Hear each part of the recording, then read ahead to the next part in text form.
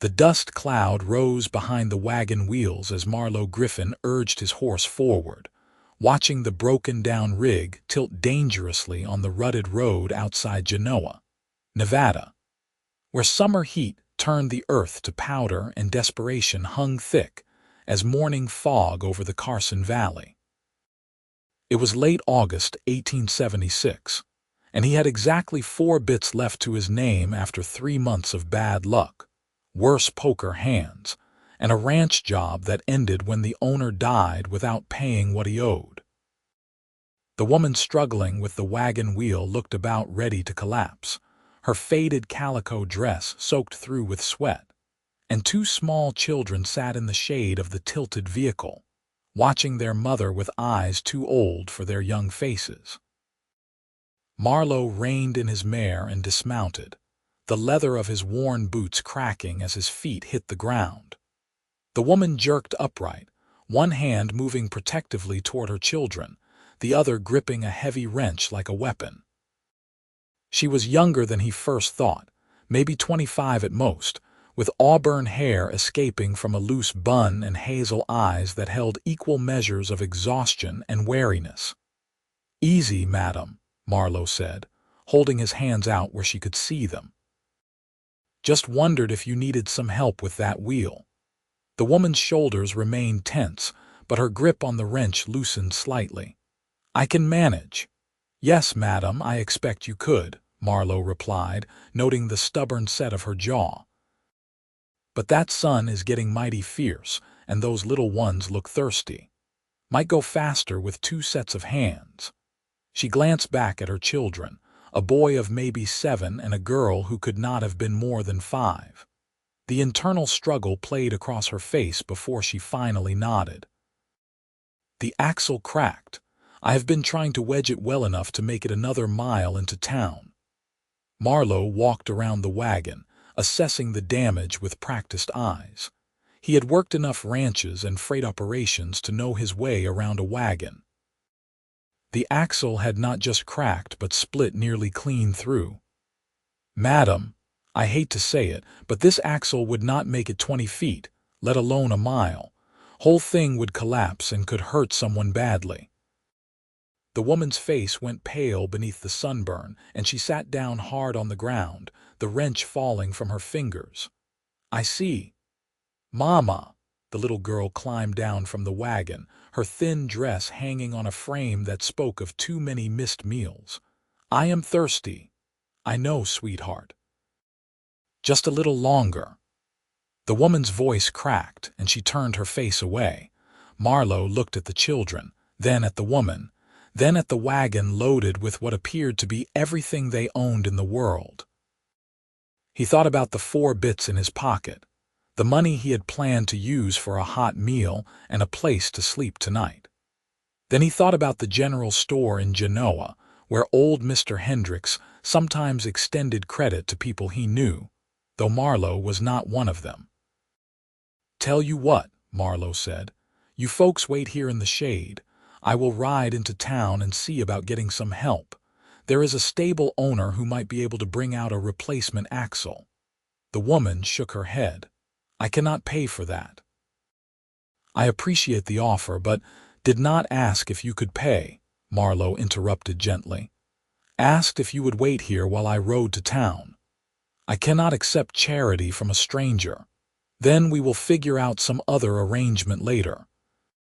But right now, those children need water and you need help, and I happen to have a horse and the ability to ride to town. Does not seem that complicated to me." The woman looked at him for a long moment, and Marlowe felt the weight of her assessment. He knew what she saw: a cowboy past 30 with sun-weathered skin, clothes that had seen better days, and honest eyes that he hoped conveyed his intentions were good. "Francesca," she said finally. "Francesca Jenkins. These are my children, Thomas and Sarah." "Marlowe Griffin, madam." "Pleased to make your acquaintance, though I wish it were under better circumstances." He swung back onto his horse and headed toward Genoa at a steady pace. The town sat nestled in the Carson Valley with the Sierra Nevada mountains rising dramatic and beautiful to the west. It was one of the oldest settlements in the territory, established back when this was still Utah territory, before Nevada became a state 12 years ago. The town had grown around the Mormon Station trading post, serving immigrants heading to California, and while it had quieted some since the boom years, it remained a decent-sized community. Marlowe rode past the Genoa bar, supposedly the oldest saloon in Nevada, and headed straight for the general store. Inside, the relative cool was a blessing, and Mr. Hendricks looked up from behind the counter where he was tallying accounts in a ledger. "Marlowe, thought you had headed north looking for work. Found myself back this way. Listen, Mr. Hendricks, I need a favor. There is a woman and 2 children stranded about a mile out with a broken wagon axle. Those kids look half-starved and desperately need water. I know you sometimes extend credit, and I am willing to work it off if you could spare some flour, maybe some beans and a bit of salt pork." Hendricks frowned. "You know I only extend credit to people I know can pay it back. What is this woman to you? Nothing. Just someone who needs help. And you are taking on her debts because—" Marlowe pulled out his 4 bits and set them on the counter. "This is all I have. I figure it will buy a small sack of flour at least. That would make some biscuits for those children." Hendricks stared at the coins. "That is your last money." "It is money I do not need as badly as they do." The store owner sighed, then shook his head. "You are either the most foolish or the most decent man I have met. Wait here." He disappeared into the back and returned with a 20-pound sack of flour, a smaller bag of beans, a piece of salt pork wrapped in paper, a jar of molasses, and a canteen filled with water. "This is too much for 4 bits. Then I will work it off. I suppose you will. I need someone to help sort the new inventory coming in next week and reorganize the storeroom. Filthy job, will take 3 or 4 days. Consider it done." Marlowe secured the supplies to his saddle and rode back out to where Francesca and her children waited. The woman had moved them to a better patch of shade, and she stood quickly when she heard his approach, hope and anxiety mingling on her face. "I brought some supplies," Marlowe said, dismounting. "Flour, beans, a bit of meat, and water for the children." Thomas and Sarah practically lunged for the canteen, and Francesca's eyes went wide. "How much did this cost?" "My last 4 bits bought the flour. Mr. Hendricks extended credit on the rest, which I will work off next week." "You spent your last money on flour for my children." Francesca's voice came out barely above a whisper. "You spent your last money on strangers. Seemed like the thing to do. Now, about this wagon situation. I am thinking we can unload your belongings. I can ride into town and see about borrowing a mule or 2, and we can pull what we can manage into Genoa on travois poles. It will take a couple trips, but we will get you and yours settled somewhere safe for the night. I still cannot pay you. Again, I am not asking you to." Francesca looked at him with an expression Marlowe could not quite read, something between bewilderment and the beginning of tears. "Why are you doing this?" "Because someone helped me once when I needed it," Marlowe said simply. "And because it is the right thing to do." What Marlowe did not mention was the memory of his younger sister, dead these 10 years, who had starved one brutal winter when their parents were gone and Marlowe was working a cattle drive, unable to get home in time. He had been 17, and she had been 12, and he carried that weight every day. Looking at Thomas and Sarah, he saw her ghost, and he would be damned before he let another child go hungry when he had the means to help. It took 3 trips and most of the remaining daylight to get Francesca and her children moved into town. The woman who ran the boarding house, Mrs. Patterson, agreed to let them have a small room in exchange for Francesca doing laundry and cooking. It was not much, but it was shelter and the promise of meals. That night, Marlowe sat in the stable loft where he had permission to sleep in exchange for mucking stalls, and he thought about Francesca Jenkins and her 2 children. He thought about the way she had looked at him when he handed over that flower, like he had done something extraordinary instead of simply basic human decency. He thought about her hands, work roughened and capable despite their trembling from exhaustion. He thought about the proud tilt of her chin, even when accepting help she desperately needed. He did not know then that he had just met the woman who would change everything. The next morning, Marlowe reported to the general store at dawn and spent the day hauling crates, sorting inventory, and reorganizing the storeroom until his back ached and sweat soaked through his shirt. Mr. Hendricks proved to be a fair but demanding employer, and Marlowe worked hard to earn back every cent of that credit. During his lunch break, Marlowe walked over to the boarding house to check on Francesca and the children. He found Thomas and Sarah sitting on the front porch, looking considerably better than yesterday. Their faces were clean, their hair combed, and they wore what appeared to be freshly washed clothes. "Mr. Griffin." Sarah jumped up and ran to him, then stopped short as if remembering her manners. "Mama said you brought us the flower." "I did. Are you feeling better today?" "We had pancakes for breakfast," Thomas said, his voice still holding a trace of wonder. "Real pancakes with molasses. That sounds mighty fine." "Thomas, Sarah, come help me with the laundry." Francesca appeared in the doorway, her arms full of linens. She stopped when she saw Marlowe, color rising in her cheeks. "Mr. Griffin." "Madam, just wanted to check that you all were settling in all right." "We are. Mrs. Patterson has been very kind. I am earning our keep with laundry and cooking, and she says if I prove myself, there might be more permanent work." "That is good news." Francesca set down the laundry basket and walked closer, lowering her voice so the children would not hear. "Mr. Griffin, I have been thinking about what you did yesterday, about the flour and the supplies and your help. I do not know how to repay that kind of kindness." "You do not need to repay anything, madam." "I do, though. My whole life, I have tried to stand on my own 2 feet, to never be beholden to anyone. After my husband died, I swore I would take care of my children myself. But yesterday, I learned that sometimes pride is just another word for foolishness." She paused, meeting his eyes directly. "You saved us, Mr. Griffin, truly saved us. If you had not come along, I do not know what would have happened to my children." Marlowe shifted uncomfortably. "You would have figured something out. You strike me as a resourceful woman." "Maybe, but I might have figured it out too late. So whether you want repayment or not, you have my gratitude. And if there is ever anything I can do for you, anything at all, you need only ask." There was something in her voice, a depth of sincerity that made Marlowe's chest tighten.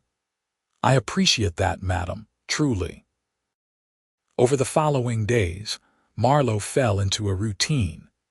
He worked at the general store, completed odd jobs around town, and slowly built up a small reserve of money. And every evening, he found himself walking past the boarding house, often stopping to talk with Francesca, as she worked in the garden or hung laundry or supervised her children as they played. He learned that her husband, Robert Jenkins, had died 6 months earlier from pneumonia, leaving her with 2 children and debts she had not known existed. She had sold everything they owned to pay those debts and started west hoping to join her sister in Sacramento. But the journey had been harder than anticipated. Money ran out faster than expected, and the wagon breaking down outside Genoa had been the final disaster in a series of catastrophes. "My sister does not even know we are coming," Francesca admitted one evening as they sat on the boarding house porch while Thomas and Sarah chased fireflies in the yard. We had a falling out years ago over my marriage. Robert was a good man, but he had big ideas and little follow-through. My sister warned me and I did not want to hear it. I thought love would be enough. And it was not. Love is necessary, but it is not sufficient. You need compatibility, shared values, similar work ethics. Robert loved us, but he could never hold down a job, never saved money, always had the next big scheme that would make us rich. She smiled sadly. I loved him anyway, but I will not make that mistake again. If I ever marry again, it will be to a man who knows the value of hard work and keeps his word. Marlowe found himself thinking about those words more than he should. He thought about them as he mucked stalls and hauled freight and did all the hard, unglamorous work that kept body and soul together. He thought about them when he saw Francesca scrubbing laundry in the yard, her sleeves rolled up and determination in every movement. He thought about them when Thomas asked him to help fix a broken toy, and Sarah showed him a flower she had picked. He was falling in love, and he knew it, and it terrified him. Marlowe Griffin had never been a man who expected much from life. He had worked hard since he was 12 years old, drifting from job to job, town to town, never putting down roots because roots required resources he did not have. He was 32 years old with no property, no steady employment, and a past that contained more failures than successes. What did he have to offer a woman like Francesca, who deserved stability and security? But despite his reservations, he kept coming back, kept finding excuses to stop by, kept looking for her smile like a man wandering the desert looks for water. 3 weeks after their first meeting, Marlowe was offered a job at her ranch 15 miles outside Genoa. The pay was good, the work steady, and it included room and board in the bunkhouse. It was exactly the kind of opportunity he needed. It was also 15 miles away from Francesca. He walked to the boarding house that evening to tell her the news, trying to convince himself that the weight in his chest was satisfaction at landing good work, not dread at the distance it would create. Francesca was sitting on the porch, mending one of Thomas's shirts by lamplight. She looked up when Marlowe approached, and her face brightened in a way that made his resolve waver. "Good evening, Mr. Griffin. You look like a man with news. Got offered a job at the Reynolds Ranch. Good wages, steady work." "That is wonderful. You must be pleased." "I am. It is 15 miles out, so I will not be in town much." Francesca's hand stilled on the mending. "I see."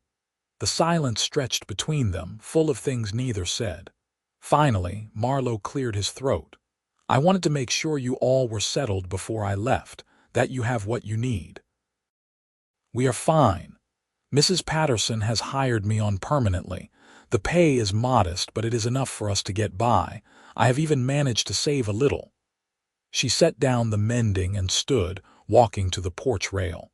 "You have been very kind to us these past weeks, Mr. Griffin. More than kind. I will miss seeing you around town." "I will miss you too," Marlowe said, and then mentally cursed himself for being so forward. "I mean, I will miss seeing how the children are doing and such." Francesca turned to look at him, and in the lamplight her eyes seemed to glow. "Is that all you will miss?" Marlowe's heart hammered against his ribs.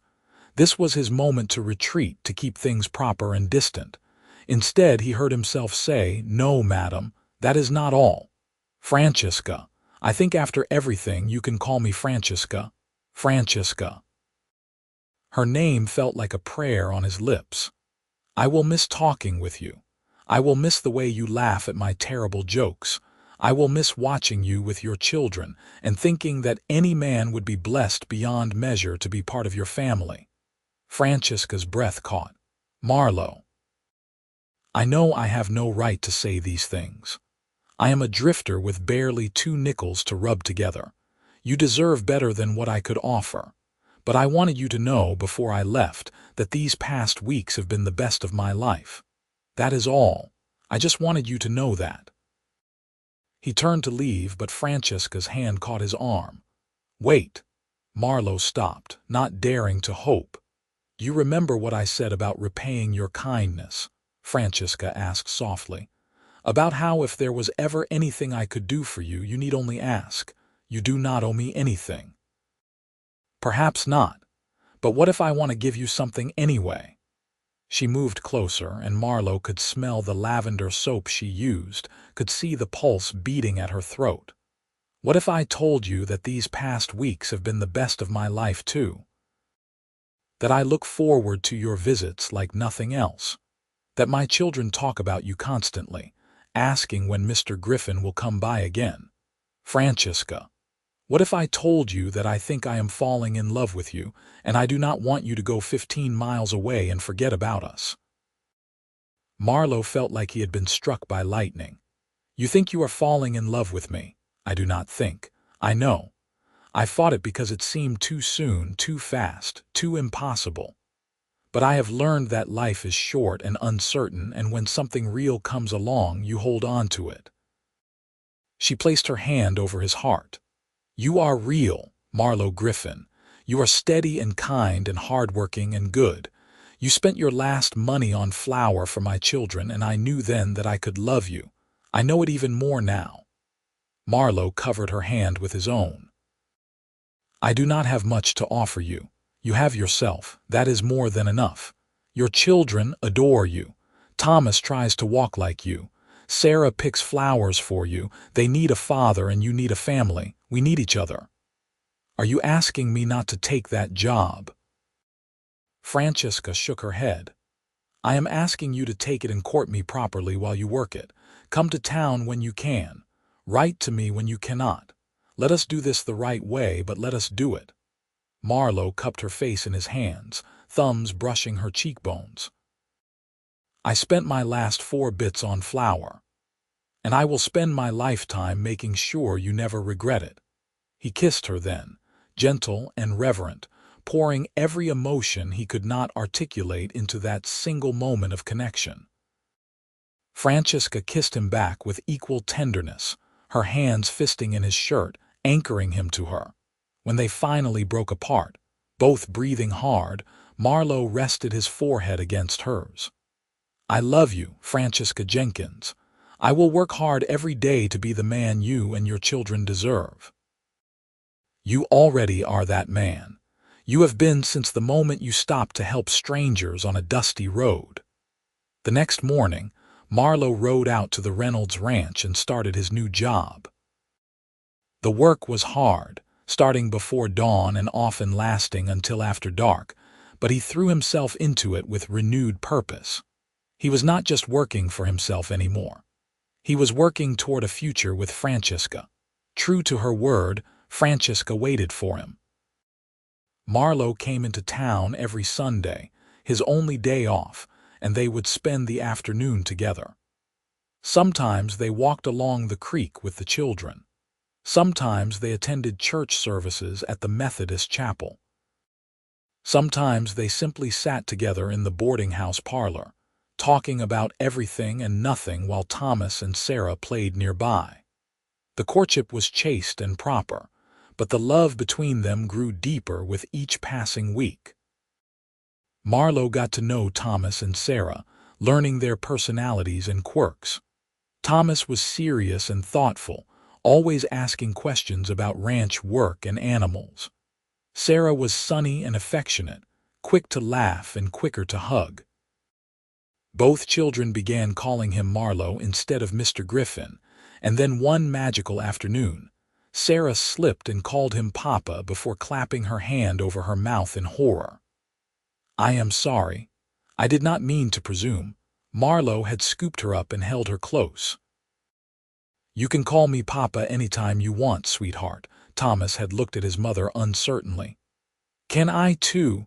Francesca's eyes had filled with tears. "If you want to, and if Marlowe does not mind." "I would be honored," Marlowe had said, and meant it with his whole heart. 4 months after that first meeting on the dusty road, Marlowe asked Francesca to marry him. He had saved enough money to buy a simple gold band from the jeweler in Carson City, and he had spoken with Mr. Reynolds about building a small cabin on the ranch property where he could bring his new family. He proposed on a Sunday afternoon in October, when the aspens had turned gold and the air held the first crisp hint of winter. They had walked to a spot overlooking the valley, the Sierra Nevada mountains rising majestic and eternal to the west. Thomas and Sarah ran ahead, giving them a moment of privacy.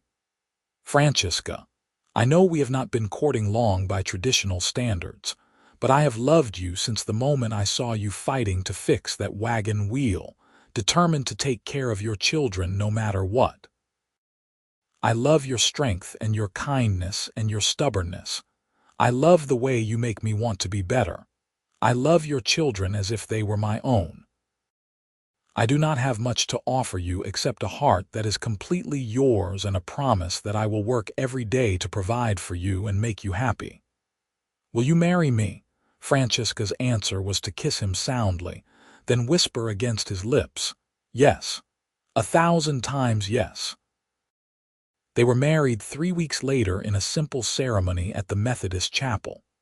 Francesca wore a new dress she had sewn herself from blue calico that matched her eyes. Thomas stood beside Marlowe as best man, serious and proud in clothes that Marlowe had bought for him. Sarah served as flower girl, scattering dried wildflowers and grinning from ear to ear. The reception was held at the boarding house, with Mrs. Patterson and several townspeople in attendance. Mr. Hendricks gave them a set of dishes as a wedding gift. The stable owner contributed a quilt his wife had made. Even Mr. Reynolds came into town for the celebration, bringing a side of beef and his blessing for the young family. That night, they moved into the cabin Marlowe had spent the past month building with help from the other ranch hands. It was small but solid, with 2 bedrooms, a main room with a fireplace and a covered porch. Francesca had cried when she saw it, touching the walls like she could not quite believe it was real. "This is ours, truly ours. Every nail and board. I built it for us, for our family." Thomas and Sarah had immediately claimed the smaller bedroom, running back and forth between the 2 rooms excitedly. Later, after the children were asleep, Marlowe and Francesca stood together on the porch, watching the stars appear in the darkening sky. "You know what today is?" Francesca asked softly. "Our wedding day." "It is more than that. It is 5 months exactly since you found us on that road. 5 months since you spent your last 4 bits on flour for children you had never met. 5 months since you changed our lives completely." Marlowe pulled her close, breathing in the scent of her hair. "You changed my life just as much. Before I met you, I was drifting. I had no purpose, no reason to work beyond surviving another day. You gave me something to build toward. You gave me a family, a home, a future. I am the one who should be grateful. Then we are both blessed beyond measure." They stood there until the cold drove them inside, where Marlowe carried his wife to their bed and loved her with a tenderness that made her weep. Later, wrapped in each other's arms, they talked about their dreams for the future. "I want to give you more children," Francesca said. "If you want them. I want everything with you. Children, a home, a life built together. I want to watch Thomas and Sarah grow up. I want to grow old beside you. I want all of it. Then we will have all of it," Francesca promised. "Together." The first year of their marriage was an adjustment, as all first years are. They learned each other's rhythms and habits, their strengths and weaknesses. Marlowe learned that Francesca could not cook eggs without burning them, but her biscuits were lighter than air. Francesca learned that Marlowe sang off-key in the bath and had a deep fear of spiders, despite his fearlessness around horses and cattle. Thomas and Sarah adjusted to their new life with surprising ease. Thomas began helping Marlowe with small chores around the ranch, learning to care for animals and mend fences. Sarah followed her mother everywhere, learning to sew and cook and keep house. Both children thrived with the security of a stable home and two parents who loved them. In the spring of 1877, Francesca discovered she was expecting a baby. The news brought joy mixed with anxiety. Her previous pregnancies had been difficult, and they did not have much money for a doctor if complications arose. But Marlowe held her through her fears and promised that whatever happened, they would face it together. The pregnancy was easier than expected. Francesca bloomed with health, and the baby grew strong. On a cold December night, with a midwife in attendance and Marlowe pacing outside the bedroom door, Francesca gave birth to a healthy baby boy. They named him Matthew Griffin, and when Marlowe held his son for the first time, he wept openly. "He is perfect," Marlowe whispered, touching the baby's tiny fingers. "He is ours," Francesca replied, exhausted but radiant. "All of this is ours. Our family, our home, our life, because you were kind to strangers on a dusty road." Thomas and Sarah were enchanted with their baby brother. They took turns holding him carefully, singing to him, and helping their mother care for him. The cabin rang with baby cries and childish laughter, and Marlowe thought he had never heard more beautiful music. As Matthew grew from infant to toddler, life settled into a comfortable rhythm. Marlowe was promoted to foreman at the Reynolds Ranch, which came with better pay and a larger house closer to town. They moved when Matthew was 2, and Francesca immediately began making plans to expand their family. "I want at least one more," she told Marlowe one night as they lay in bed. "Maybe 2. "As many as you want," Marlowe replied, kissing her temple, "though I must say 3 children keep us plenty busy. 4 children, do not forget Thomas and Sarah." "I never forget them. They are mine just as much as Matthew is." It was true. Marlowe had legally adopted Thomas and Sarah shortly after marrying Francesca, and he loved them with the same fierce devotion he felt for his biological son. When Thomas turned 12, Marlowe taught him to ride and rope. When Sarah turned 10, he walked her to her first day of school and threatened to fight any boy who bothered her, making her giggle. Their second biological child arrived in the summer of 1880, another boy they named Michael. Then came Margaret in 1882, a daughter with her mother's auburn hair and her father's brown eyes. The house overflowed with noise and love and the beautiful chaos of a large family. Through it all, Marlowe and Francesca's love deepened and matured. They had their disagreements, of course. Money was sometimes tight, and raising 5 children tested their patience and resources. But they faced every challenge as partners, never letting the sun set on their anger, always working through problems together. On their 10th wedding anniversary, Marlowe took Francesca back to the spot where he had proposed, overlooking the Carson Valley. The children were staying with Mrs. Patterson, giving them a rare evening alone. "You ever regret it?" Marlowe asked as they watched the sunset paint the mountains gold and purple. Marrying a cowboy with nothing but 4 bits to his name, Francesca leaned into him, her head on his shoulder. "I regret nothing. You gave me everything I needed when I had nothing. And then you spent the rest of your life proving that your kindness that day was not an aberration but the core of who you are. You are the best man I know, Marlowe Griffin. The best husband and the best father. I fall more in love with you every single day. I spent 4 bits on flour and you gave me a lifetime of happiness. I think I got the better end of that bargain. We both won. That is the beauty of it." They kissed as the sun set. 2 people who had found each other when both were at their lowest, who had built something beautiful from desperation and kindness and love. The years continued to pass, marked by birthdays and holidays and the everyday moments that make up a life. Thomas grew into a strong young man who took a job at the same ranch where his father worked, eventually becoming a foreman himself. He married at 23 to a schoolteacher named Emily, and Marlowe and Francesca became grandparents when Thomas and Emily welcomed a daughter. Sarah proved to have an artistic talent, painting landscapes that captured the beauty of Nevada in ways that took Marlowe's breath away. She studied art in San Francisco for 2 years before returning home and opening a small studio in Genoa.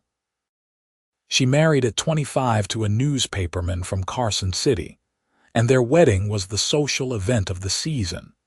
Matthew followed his father into ranch work, taking over the foreman position when Marlowe retired at 55. He married young at 21 to his childhood sweetheart, and gave Marlowe and Francesca 3 more grandchildren in rapid succession. Michael became a lawyer, moving to Carson City to practice, but coming home for Sunday dinners without fail. He married at 30 to a woman he had met in law school, and their debates at the dinner table were legendary and entertaining. Margaret, the baby of the family, inherited her mother's stubbornness and her father's work ethic. She became a teacher, then a principal, and eventually started a school for girls in Genoa. She married at 28 to a doctor, and together they dedicated their lives to serving their community. Through all of it, Marlowe and Francesca remained the center of their family, the foundation upon which everything else was built. Their home was always open, their table always welcoming. Grandchildren climbed on Marlowe's lap to hear stories of the old days. Great-grandchildren learned to bake with Francesca, who was still making the same biscuits from the flour Marlowe had bought with his last 4 bits all those years ago. On Marlowe's 70th birthday, the entire family gathered at the home he and Francesca had built together over 40 years of marriage. Children and grandchildren and great-grandchildren filled every room, spilled out onto the porch, and spread across the yard. The noise was tremendous and wonderful. Francesca found Marlowe sitting on the porch swing, watching the chaos with a contented smile. She sat beside him, taking his hand in hers. Time had marked them both, silver threading through their hair, lines etching their faces, but their love remained as strong as ever. "What are you thinking about?" Francesca asked.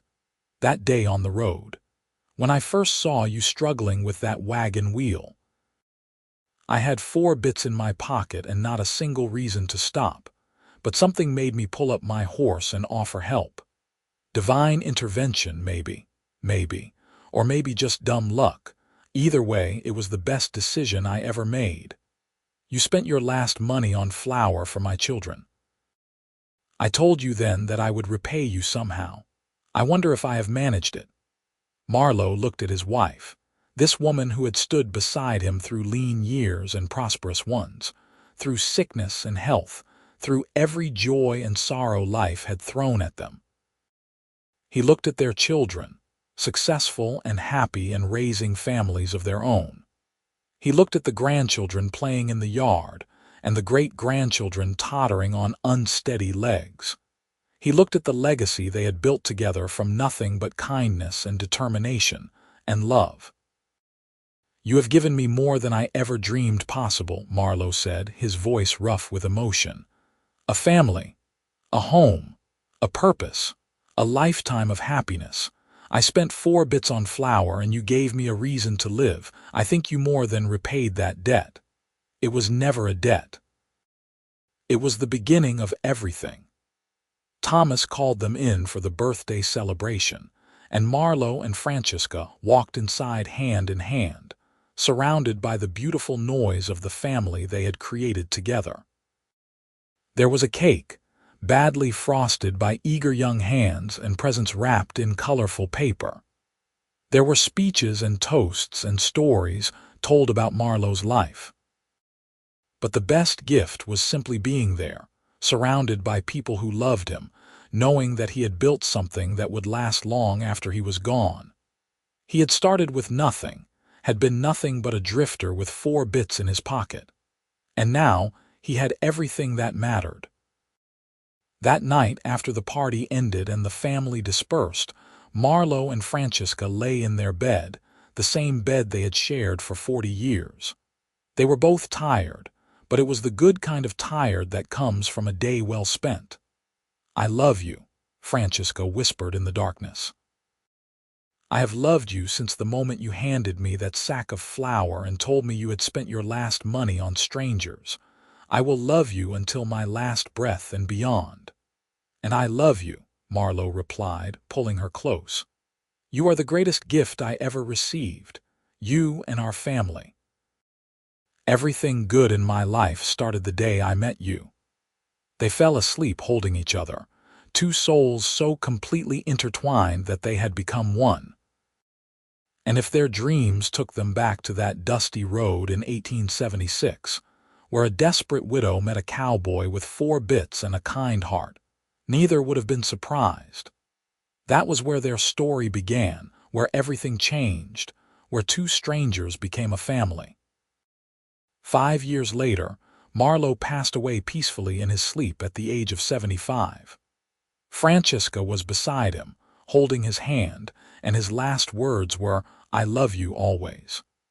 The funeral was attended by more than 100 people, testament to the life he had lived and the man he had been. Francesca lived another 10 years, surrounded by her children and grandchildren and great-grandchildren. She never remarried, never wanted to. Marlowe had been her great love, and nothing could replace what they had shared. She spent her final years telling stories about him, making sure every new generation knew about the cowboy, who spent his last 4 bits on flour for children he did not know. When Francesca died at 85, she was buried beside Marlowe in the Genoa cemetery, under the shadow of the Sierra Nevada mountains they had both loved. Her headstone was simple but perfect. Francesca Jenkins Griffin, beloved wife, mother, grandmother. She repaid kindness with a lifetime of love. The family they had created continued to thrive. Thomas's descendants became ranchers and teachers. Sarah's children inherited her artistic talent. Matthew's grandchildren carried on the tradition of hard work and integrity. Michael's great-grandchildren became lawyers and doctors. Margaret's legacy lived on in the school she had founded, which still operated more than a century later. But more than the professional accomplishments or the material success, the true legacy Marlowe and Francesca left was the story of their love. It was told and retold across generations, embellished perhaps but always true at its core. A cowboy with 4 bits and a kind heart met a desperate widow on a dusty Nevada road, and from that moment of compassion and choice, an entire world was born. The story became legend in Genoa, passed down through families, told to children as a lesson about kindness and love and the importance of helping others. The exact spot where Marlowe first found Francesca was marked years later with a small plaque, placed there by their grandchildren. It reads simply, "Here, kindness changed everything." August 1876. Tourists sometimes stopped to read the plaque, puzzled by its vague message, but the locals knew. They knew about Marlowe and Francesca. They knew about the 4 bits, and the flour and the love that grew from desperation and compassion. They knew because the story was part of the town's history, woven into its identity as firmly as the mountains that overlooked the valley. In the end, that was perhaps the greatest legacy of all. Marlowe and Francesca's love story did not just create a family. It reminded everyone who heard it that kindness matters, that small acts of compassion can change the course of lives, that love can grow in the most unexpected places if we are brave enough to nurture it. Marlowe Griffin spent his last 4 bits on flour for a stranger's children. Francesca Jenkins repaid him with a lifetime of love, devotion, and happiness. They built a family, a home, a legacy that lasted generations. They proved that sometimes the most important moments in our lives happen when we choose compassion over self-interest, when we extend a hand to someone in need, when we allow ourselves to love despite the risks. Their story was simple and extraordinary, mundane and magical, a testament to the transformative power of kindness and the enduring strength of love. It began on a dusty road outside Genoa, Nevada, in the summer heat of 1876. It continued through decades of marriage, children, grandchildren, joy and sorrow, triumph and struggle. And it lived on long after both of them were gone, carried forward by the family they created and the countless lives they touched, because in the end, that is what love does. It multiplies. It spreads. It transforms not just the individuals involved, but everyone they encounter, rippling outward in waves that touch shores they will never see. Marlowe and Francesca's love started with 4 bits and a sack of flour, but it became something infinite, something eternal, something that proved beyond doubt that the smallest acts of kindness can change everything. And somewhere, in the great mystery beyond this life, 2 souls rest together still, bound by a love that began with desperation and compassion on a dusty Nevada road and grew into something that death itself could not diminish. They found each other when both needed saving, and they spent their lives proving that sometimes the greatest love stories begin with the simplest acts of human kindness.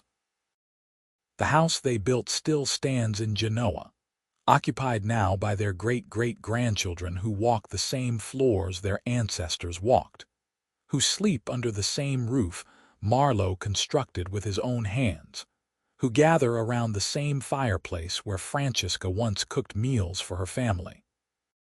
The walls hold memories of laughter and tears, celebrations and quiet moments, a century of life lived fully and well. In the kitchen, in a place of honor, sits the family Bible where Marlowe and Francesca recorded the births of their children and the marriages and deaths that marked the passage of years. On the first page in Marlowe's careful handwriting is a single entry that predates everything else. August 15, 1876. Met Francesca Jenkins on the road outside Genoa. Spent my last 4 bits on flour for her children.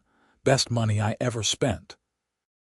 Below that, in Francesca's flowing script, is a response added years later. He saved our lives that day. I spent the rest of mine showing him what his kindness meant. No debt was ever repaid so joyfully. And below that, added by their children after both parents had passed, a final notation. Here began the greatest love story ever told. May we all be so blessed. May we all be so kind. The story of Marlowe and Francesca is not unique in the sense that millions of love stories have unfolded across human history, but it is unique in its particularity, in the specific details that make it theirs alone. The 4 bits, the flour, the broken wagon, the dusty road. The choice Marlowe made to stop and help instead of riding on. The choice Francesca made to accept that help despite her pride. The choices both made every day afterward to build something beautiful together. Those choices accumulated day by day, year by year, creating a life that mattered, a family that endured, a legacy that inspired. They proved that heroes do not always wear badges or carry guns or perform dramatic rescues. Sometimes heroes are just cowboys with 4 bits in their pocket who choose compassion over convenience. Sometimes heroes are widows who swallow their pride and accept help when they need it. Sometimes heroes are ordinary people who do extraordinary things simply by being kind. The last descendant to hear the story directly from Francesca before she died was her great-granddaughter Elizabeth, who was 16 at the time. She remembered sitting beside her great-grandmother's bed, holding that papery hand, listening to the old woman's voice grow softer as she spoke. "He was the best man I ever knew," Francesca had said, her eyes distant with memory. "Not because he was perfect. He was not. He had his flaws and his failings like anyone, but because when it mattered, when lives hung in the balance, he chose kindness. He chose to help. And he kept choosing that every day for the rest of his life. That is what made him extraordinary, the consistency of his goodness." "Did you really repay him?" Elizabeth had asked. "Like you promised." Francesca had smiled, and even diminished by age and illness, that smile was radiant. "I gave him everything I had. My love, my loyalty, my partnership, my life. I gave him children and a home and a purpose. I stood beside him through every triumph and every failure. I loved him when he was strong and when he was weak, when he was young and handsome and when he was old and tired. I loved him until my last breath. If that is not repayment, then I do not know what is." "It sounds like you both won." "We did. That is the secret, you see. Love is not a transaction. It is not about keeping score or measuring debts. It is about giving freely and receiving gratefully, and building something together that is greater than either person alone. Your great-grandfather taught me that. He spent his last 4 bits on strangers without expecting anything in return. And I spent my life showing him that kindness is never wasted, that compassion always comes back, that love multiplies when shared." Those were among the last coherent words Francesca spoke. She died 3 days later, and at her funeral, Elizabeth told that story to the assembled family. There was not a dry eye in the church. Now, more than a century and a half after Marlowe first rode up to that broken wagon, the story lives on. It is told at family reunions and holidays. It is written in journals and recorded in family histories. It is the foundation upon which generations have built their understanding of what love means, what family means, what it means to be a good person. The flour that Marlowe bought with his last 4 bits was long ago consumed, baked into biscuits that fed hungry children. But the impact of that purchase echoes still, reverberating through time, touching lives that Marlowe and Francesca never knew existed. Their great-great-great-grandchildren number in the dozens now, spread across the country, but connected still by the story of their ancestors' love. And on summer days, when the Nevada sun beats down on the Carson Valley the way it did that day in 1876, you can almost see them. A cowboy on a dusty road, stopping to help a desperate widow and her children. You can almost hear the creak of wagon wheels and the whisper of wind through the sage. You can almost feel the weight of that moment when one small choice changed everything, because that is what happened. Marlowe Griffin, with nothing but 4 bits and a kind heart, changed the course of multiple lives. He saved a family that day, true, but he also found his own salvation. In helping Francesca and her children, he discovered his purpose, his future, his reason for being.